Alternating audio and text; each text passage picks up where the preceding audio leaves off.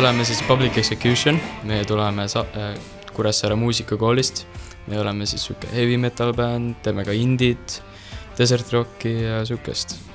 Paneb ikka käed käima kohe. Saame teiega tuttavaks ka, et teie olete trummar, saan kohe kaugelt aru, et aga kuidas nimiga on? Minu nimi on Gert Käsper. Annabel Ansel. Ka laulja, eks ole? Laulja ja siis süntesaatoril ka vahel. Kirke Sink bassil. Tarvo Lennart Peterson kitarril. Kus te sellise mõtte peale tulite, et hakkate siis üheskoos niimoodi bändi tegema? No, alustasin tegelikult sellest, et ma hakkasin oma lugusid kirjutama ja siis kitarriõpetaja mõttes võiks bändiga proovida ja hakkasin Gerdiga mängima ja siis tuli vaikselt juurde ja nüüd me siin oleme coverbändina. Ja kuidas teie bändi nimi sündis? Ei no, see võttis tegelikult tükk aega mõtlemist, aga ühel hetkel trummar pakkus välja ja kõigile meeldis. Ma küsin siis trummari käest üle, et kuidas ikkagi tekkis? Tekkis siis niimoodi, et üks päev tuligi välja, et meil pole bändi nime.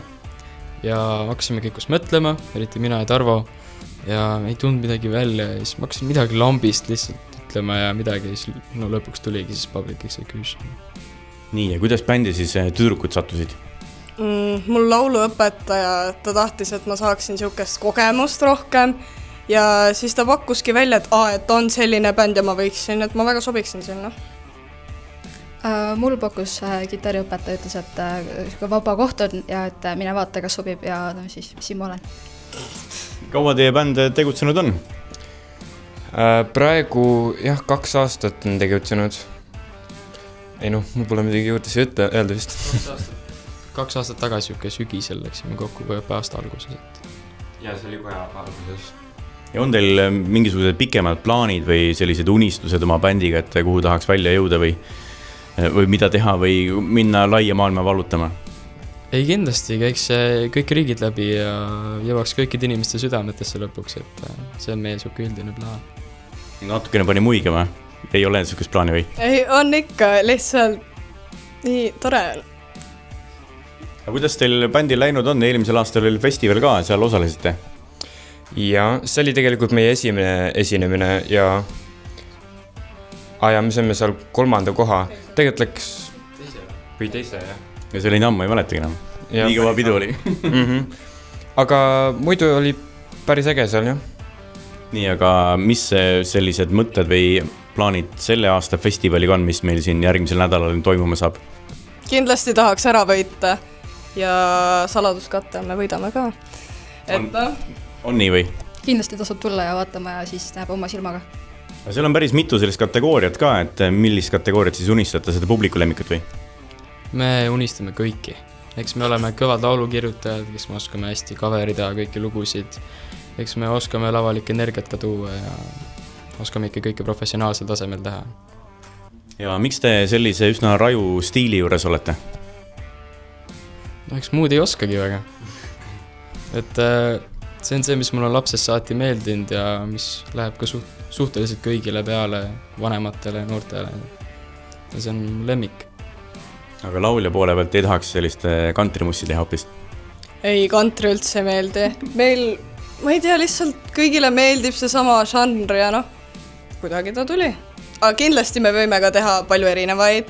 Võiks ballaade teha, aga siin mõnele võib-olla ei lähe peale. Peate kuidagi moodi jagama hakkama. Kui tihti tuleb siis proovi teha bändiga, kui selline suur festival kees ootamas? Ei no, eks me üritame ikka iga nädal teha, kuigi vahel tulevad asjad ette ja mõned ei tule proovi, aga ikka iga 1 või 2 nädala tagant. Et üritame ikkagi hoida enda mängimist korras ja olla ikka võimalikult esinemisvalmis. Aga andke mõni hea soovitus ka, kui praegu mõni noor kas või vaatab videot, mõtleb, et tahaks kõike bändi teha, et miks see bändi tegemine selline lahe on siis? No esiteks on üliarendav tegelikult, et ma ei ütleks, et on kuskil mingit teist kohta, kus saaks rohkem oma pilli mängimist arendada ja peale selle nagu saab bändis ikka nagu väga häid sõpru ka teha ja väga häid kogemusi. Andke ka soovitusi. See on tegelikult väga tore teha ja see tegelikult annab nii palju juurde nagu kõigele, mis sa nagu teed ja võimalusi tuleb rohkem. No ka kui sa muusikat ihaldad ja meeldib käia suurtel lavadel, siis bändi tegemine on selline asi, mida ikka võiks teha. Sellega tuleb kõik see julgus ja nii edasi. Algus ma ei olnud üldse lavaliselt vaba, aga noh, nüüd ma olen. Ma olen kuulnud, kui kõvasti juba kuulsuskogudesse päris palju pappi ka. Ei no, eks ikka. Praegu veel ei ole sinnamaani jõudnud, aga küll ta hakkab tulema. Nii, trummari poolt ka mõni hea soovitus. Miks hakata trummariks ja bändi tegema? Trummariks. Kuna ma saan ennast väljendada muusikaliselt kõige rohkem sellega. Saan teha nii palju erinevaid asju. Ma saan luua igasuguseid biite, ma saan luua dünaamikat laulus, ma saan tervet laulu muuta lihtsalt selle järgi, kuidas ma näiteks ka hi-hati mängin kas kiiret või aeglaselt. Ja soovitusteks miks teha bändi. Miks on bändi parem teha kui TikTokis influencer olla? Kuna kui sa teed näiteks koolibändi, siis kool saab sul kinni maksta kõik, mis sa mandril teed. Lähed näiteks esinema, Kohtla-Järvel just käisime, saime seal tutvusi, saime ringi vaadata ja muidugi ka esinesime ja teeme päris palju auhindu koju. Nii, ja ütleme siis publiku see rändauhind antaks välja, miks peaks teie poolt hääletama? No ma ütleks, et me ikkagi kasutame seda kogemust ja kõiki neid võimalusi ära ja me ikka, no ma ütleks, et meil on ikkagi hea tulevik ees ja me kasutame kõik võimalused ära. Nii, on kellelgi veel mõni hea soovitus. Miks peaks publik teie poolt hääletama? Kuna me kõik oskame enda pille väga hästi mängida, me oleme peaaegu professionaalsel levelil ning enamus korrad, kui me oleme esinenud, siis ikkagi me publikute südame oleme võitnud, aga millegipärast ei ole meid hääletatud. Aga jah, me oleme lavaliselt väga energilised ja miks ka mitte.